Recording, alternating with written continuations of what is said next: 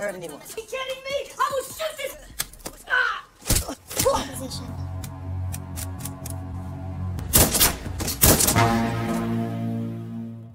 Halo, apa kabar semuanya? Semoga kalian semua sehat. Kali ini akan membahas sebuah alur cerita film berjudul 72 Hours. Oke, tidak usah berlama-lama, bagaimana alur ceritanya? Mari kita saksikan sampai selesai.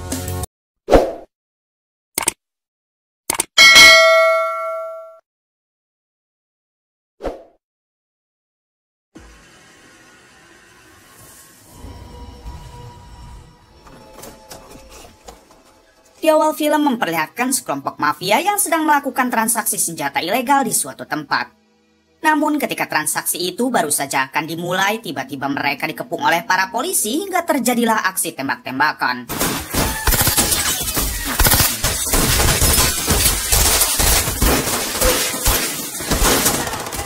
Di tengah pertempuran, dua anggota mafia berhasil kabur sambil membawa laptop berisi saldo jutaan dolar yang akan dipakai untuk membeli senjata ilegal tadi. Hingga di saat perjalanan, salah satu anggota mafia bernama Sean tiba-tiba mengirim pesan kepada FBI dan mengabarkan kalau sekarang dirinya menuju ke salah satu hotel yang ada di ujung jalan. Mendengar hal tersebut, tim FBI langsung saja OTW ke hotel yang dimaksud untuk menangkap teman Sean. Terungkap fakta kalau Sean adalah anggota FBI yang selama ini sedang menyamar. Singkatnya, Sean dan temannya yang berambut gondrong telah sampai di hotel yang berada di ujung jalan. Si gondrong meminta Sean untuk menggali informasi tentang kenapa mereka tadi sampai bisa dikepung polisi. Di waktu yang sama, si gondrong dihubungi oleh seorang pria bernama Marco yang merupakan tangan kanan bos mafia. Marco memerintahkan si gondrong untuk menghabisi Sean lalu membawa laptopnya pergi sekarang juga. Karena rupanya Marco telah mengetahui kalau Sean adalah FBI yang sedang menyamar. Dengan cepat, si gondrong langsung menghabisi Sean lalu mengambil laptopnya. Relax, Carl, relax. Namun ketika si gondrong akan keluar, di sana sudah ada tim FBI dan sempat terjadi lagi aksi tembak-tembakan.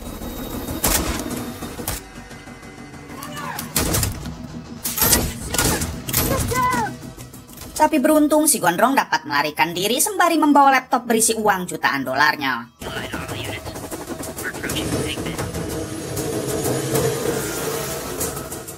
Setelah itu, salah satu agen mengabari ketua FBI yang bernama Sebastian kalau Sean rekan mereka telah dihabisi oleh si gondrong. Mengetahui kabar tersebut, Sebastian pun hanya bisa terdiam karena baru kali ini misinya gagal, ditambah lagi Sean, anak buah terbaiknya, harus menjadi korban. Pagi harinya, Sebastian, sang ketua FBI, menghadiri pesta ulang tahun keponakannya. Di sini, Sebastian memberikan kado untuk si keponakan dan tidak lupa doa supaya panjang umur. Kemudian Sebastian langsung disambut baik oleh ayah si keponakan atau adik kandung Sebastian sendiri yang bernama Alec. Selanjutnya Alec memberikan kado spesial untuk putrinya yang ternyata satu buah mobil mewah. Terlihat putri Alec yang sangat bahagia karena ia tidak menyangka akan diberikan kado semewah itu oleh ayahnya. Ketika acara ulang tahun sudah selesai, Alec dan Sebastian lanjut mengobrol sambil bersantai di halaman rumah. Sebastian curhat kepada Alec tentang misinya yang gagal kemarin, bahkan sampai menewaskan satu anak buah Sebastian, yaitu Sean. Rupanya Sebastian sangat dendam kepada kelompok mafia itu dan sampai kapanpun ia akan terus mengincar mereka. Alec pun hanya bisa mensupport apa yang dilakukan oleh Sebastian kakaknya. Alec meminta Sebastian agar selalu berhati-hati ketika sedang berurusan dengan para mafia manapun.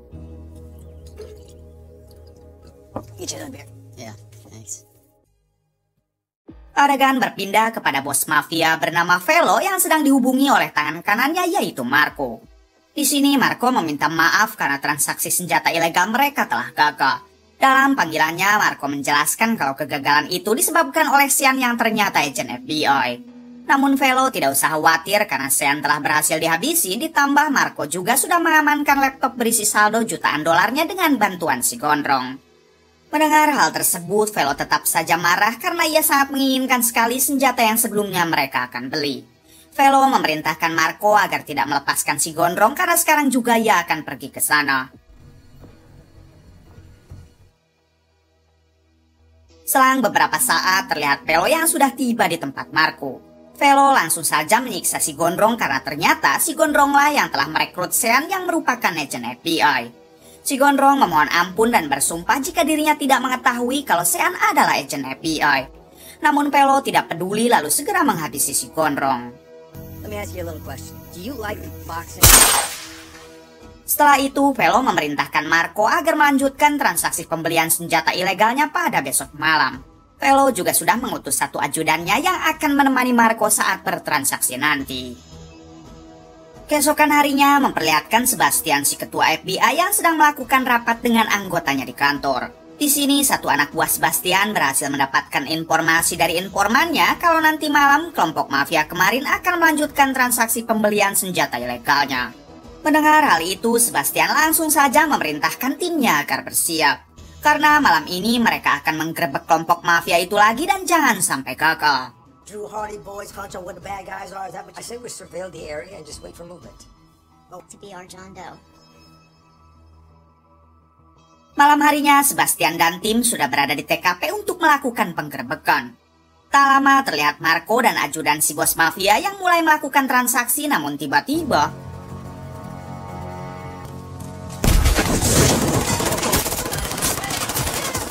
di tengah pertempuran Marco berhasil kabur. Kemudian Sebastian melihat ajudan Velo yang hendak kabur juga sambil membawa laptop berisi saldo jutaan dolarnya.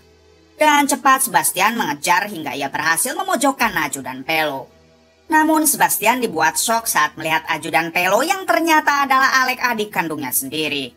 Sebastian pun hanya bisa ongak-ongok sambil membiarkan Alec pergi. 1 jam kemudian, Marco sudah berada di markas lalu melaporkan semua kejadian yang baru saja terjadi kepada Velo. Velo pun segera mengecek rekaman CCTV di TKP dan ia dibuat terkejut ketika melihat Alec yang dilepaskan begitu saja oleh Sebastian. Ditambah Alec sudah membawa kabur laptop berisi uang Velo yang membuatnya semakin murka. Velo baru sadar kalau Alec juga adalah seorang pengkhianat sehingga ia memerintahkan Marco agar mengerahkan pasukan untuk menangkap Alec. Di sisi lain, Sebastian mendatangi Alec di rumahnya. Lalu tanpa basa-basi, Sebastian langsung menghajar Alec karena Alec telah bekerja untuk Velo si bos mafia. Untungnya Alec dapat menenangkan Sebastian lalu menjelaskan semuanya. Alec mengaku kalau ia memang sudah lama bekerja untuk Velo. Namun semua itu Alec lakukan hanya sebatas untuk mengincar laptop yang berisi saldo jutaan dolar milik Velo. Kini Alec sudah mendapatkannya dan semua saldo itu telah ia pindahkan ke dalam flashdisk. Alec berjanji akan membagi 2 uang tersebut asalkan Sebastian mau tutup mulut dan tidak usah membesarkan lagi kasus ini. Sebastian tidak memberikan jawaban apapun dan ia lebih memilih pergi. Setelah itu Alec masuk ke dalam rumah dan meminta istrinya untuk segera berkemas karena malam ini juga mereka harus segera kabur. Si istri sempat bertanya apa yang terjadi dan kenapa Alec sangat terburu-buru. Alec menjawab kalau ia akan menjelaskannya nanti, namun sekarang mereka harus segera pergi. Kemudian Alec bertanya di mana putri mereka sekarang yang diketahui putrinya itu bernama Christina. Si istri menjawab kalau Christina mungkin sedang bermain di salah satu temannya. Alec meminta si istri untuk cepat menghubungi Christina lalu menanyakan lokasinya sekarang. Namun karena nomornya tidak aktif, pada akhirnya Alec mengajak si istri supaya langsung menjemput Christina saja ke rumah temannya. 10 menit setelah Alec dan istrinya pergi, datanglah satu mobil yang ternyata itu adalah Marco dan anak buahnya. Marco dan anak buahnya langsung saja masuk ke dalam rumah Alec untuk menjalankan tugasnya dari Velo si bos mafia. Saat Marco dan anak buahnya berada di dalam, datanglah Christina putri Alec yang diantarkan oleh temannya. Kemudian Christina masuk ke dalam lalu mengaktifkan ponsel. Di waktu yang sama, Christina dihubungi oleh ibunya yang bertanya di mana Christina sekarang. Christina pun menjawab kalau ia baru saja sampai di rumah, tapi tiba-tiba seketika Alec menyadari kalau Christina pasti akan diculik oleh anak buah Velo yang membuat dirinya langsung panik. Selang beberapa saat, Alec dihubungi oleh Velo si bos mafia. Di sini Velo mengatakan kalau sekarang Alec tidak bisa bermain-main lagi dengannya sebab Christina sudah ada di tangan Velo. Velo memberikan Alec waktu 72 jam atau tepat 3 hari untuk melakukan pertukaran antara uang jutaan dolar miliknya dengan Christina. Namun jika sampai Alec berbohong atau berani menjebaknya lagi, maka dipastikan Christina tidak akan selamat. Alec sempat meminta pertukaran itu agar dilakukan sekarang saja tanpa harus menunggu 72 jam. Akan tetapi Velo menolak dan tetap kekeh dengan keputusannya. It's not how it happened, okay? Let me talk. Find out that you set me up. What did you do?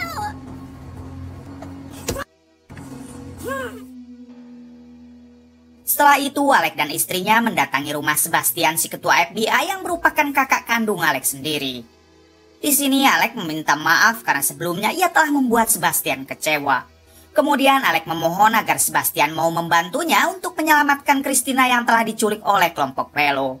Dalam waktu 72 jam, Velo si bos mafia mengajak Alec melakukan pertukaran antara flash disk berisi saldo jutaan dolarnya dengan Christina. Dan jika sampai Alec tidak mau, maka Velo pasti akan menghabisi Christina. Mendengar semua itu, sebenarnya Sebastian masih sangat kecewa kepada Alec. Namun karena ini demi menyelamatkan Christina keponakannya, Sebastian pun akhirnya mau membantu. Asalkan Alec berjanji tidak akan berurusan lagi dengan para mafia manapun setelah kejadian ini. Kemudian langkah pertama yang Sebastian lakukan adalah mengamankan istri Alec karena dia sangat berpotensi diculik lagi oleh kelompok Velo. Ketika hari sudah mulai terang, Sebastian membawa istri Alec bersembunyi di rumah amannya. Sebelum berpisah, si istri memohon kepada Alec agar ia dapat membawa lagi Christina pulang dengan selamat. I was providing for my family. Kemudian Sebastian mengajak Alec untuk mendatangi mantan agen rahasianya yang bernama Susan. Ini orangnya. Sebastian meminta bantuan kepada Susan karena sekarang mereka sedang mempunyai masalah besar dengan Velo si bos mafia. Terungkap fakta, Sebastian sengaja tidak meminta bantuan kepada timnya di FBI supaya ia bisa bebas melakukan hal apapun kepada Velo tanpa terikat aturan. Susan yang telah menganggap Sebastian seperti saudara sendiri, dengan senang hati ia pun mau membantu. Cutting to the chase, I need your help with an extraction. Well, he kidnapped my daughter, so. Malam harinya, adegan berpindah kepada seorang mantan pasukan khusus bernama Anthony yang kala itu sedang nongkrong di sebuah kafe. Ketika sedang asik nongkrong, datanglah dua perampok yang langsung menodong kasir kafe lalu meminta untuk menyerahkan semua uangnya. Melihat hal tersebut, Anthony segera menghampiri dua perampok itu dan meminta mereka agar sebaiknya pergi. Namun si perampok malah menodong Anthony hingga inilah yang dilakukan Anthony. Setelah berhasil membuat kedua perampok itu pergi, tiba-tiba Anthony dihampiri oleh Sebastian dan Alec. Rupanya Anthony ini adalah sahabat lama Sebastian, bahkan dulu mereka sering bekerja sama ketika Anthony masih menjadi pasukan khusus. Di sini Sebastian menjelaskan kalau ia membutuhkan bantuan Anthony untuk memburu Velo si bos mafia. Velo telah menculik Christina keponakan Sebastian karena sebelumnya Alec telah mengambil uang milik Velo berjumlah jutaan dolar. Sementara rencana Sebastian sekarang adalah menghabisi Velo serta menyelamatkan Christina tanpa harus memberikan flash disk yang berisi jutaan dolarnya. Dan jika misi ini berhasil, Sebastian berjanji akan membagi rata semua saldo Velo yang ada di dalam flash disk tersebut. Anthony yang kebetulan memang sudah lama menganggur, ia pun tanpa pikir panjang langsung menghayukan ajakan itu. Yeah. No, it's a big USB drives the only thing keeping me safe. Di sisi lain memperlihatkan Velo yang meminta Marco tangan kanannya untuk mengirim lokasi pertukaran kepada Alec yang akan dilakukan pada besok lusa. Velo berpesan jika saat pertukaran nanti dilakukan, Marco harus tetap menghabisi Alec dan juga Christina jika mereka sudah mendapatkan uangnya kembali. Marco sempat tidak setuju untuk menghabisi Christina sebab dia tidak tahu apa-apa. Akan tetapi Velo menegaskan kalau di sini dialah bosnya, jadi Marco tinggal menuruti semua apa yang ia perintah.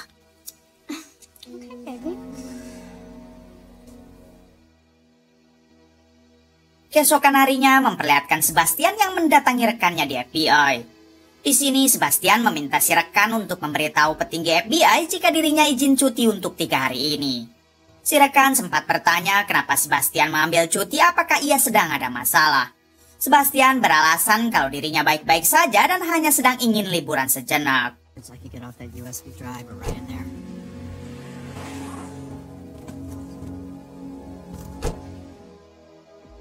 Setelah itu, Sebastian dan Alec bertemu dengan Anthony dan juga Susan.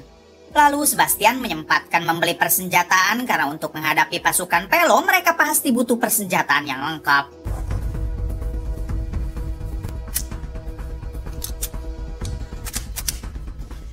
Dirasa semua persenjataan sudah lengkap, Sebastian meminta mereka agar berkumpul lagi pada nanti malam untuk mengatur strategi.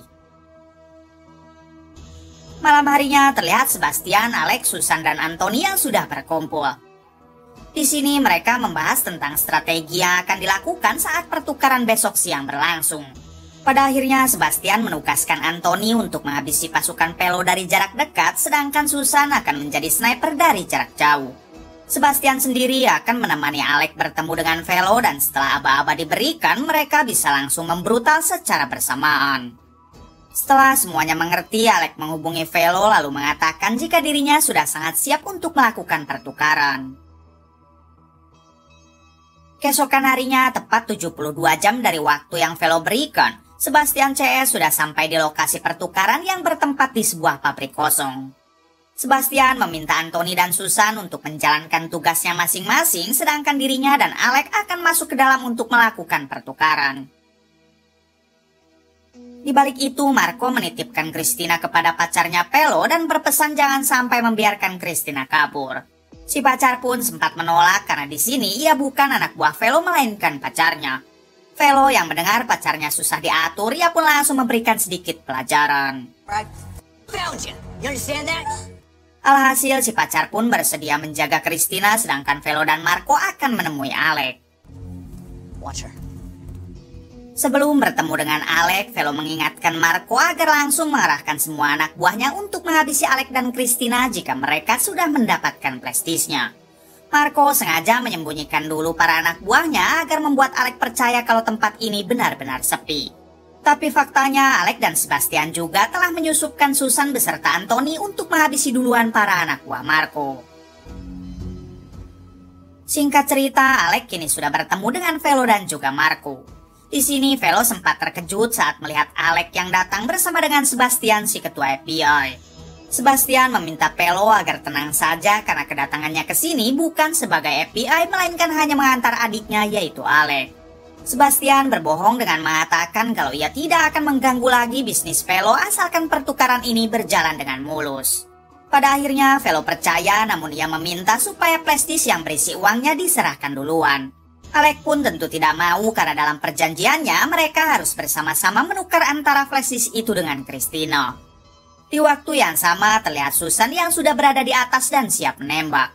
Sedangkan Anthony juga sudah berada di dalam pabrik, namun ia malah ketahuan oleh para anak buah Marco hingga terjadilah aksi tembak-tembakan.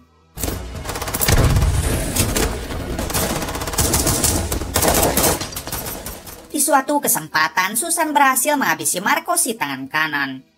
Melihat Marco tewas, Velo menjadi murka lalu mengerahkan semua pasukan untuk segera menghabisi Alex dan Sebastian yang berlari ke dalam pabrik. Sementara Velo sendiri mendatangi pacarnya untuk membawa Christina kabur. Di balik itu memperlihatkan Anthony dan Susan yang langsung membantai semua pasukan Velo yang hendak menyerang Alex serta Sebastian.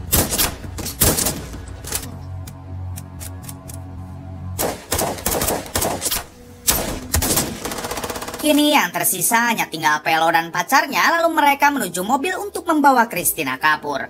Namun beruntung dari jarak jauh, Anthony dapat meledakkan mobil Velo sehingga membuatnya tidak bisa pergi kemana-mana.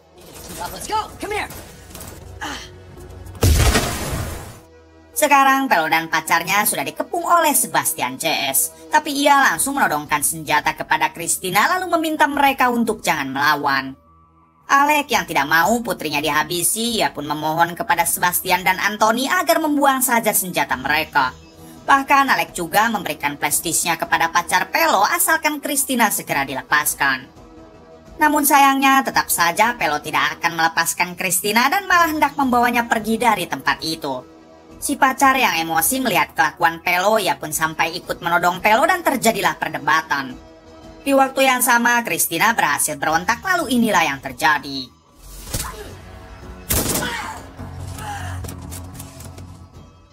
Pada akhirnya, Velo berhasil dihabisi dan Alex dapat menyelamatkan Christina. Tak hanya itu, Alex juga akan mencairkan saldo Velo yang ada di dalam plastis untuk dibagi rata. Karena pacar Velo sudah membalikkan lagi plastis tadi kepada Alex asalkan dirinya dibiarkan pergi. Sore harinya memperlihatkan Christina yang bertemu dengan ibunya atau istri Alex. Terlihat istri Alec yang sangat bahagia karena sekarang putrinya dapat kembali dengan selamat. Kemudian Alec tak lupa berterima kasih kepada Sebastian kakaknya karena telah mau membantu. Tamat.